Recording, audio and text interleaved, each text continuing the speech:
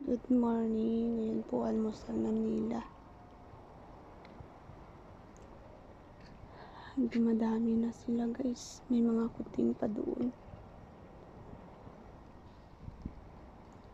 Hindi ko alam kung paano ko na to sila pakainin.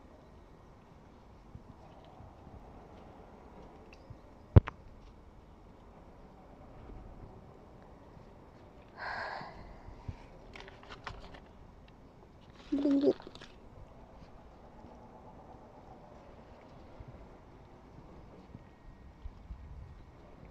Ito po si Mikay. Si Bunso. Wala na rin silang plato.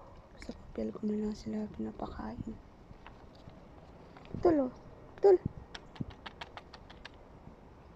Masakit yung piniputol.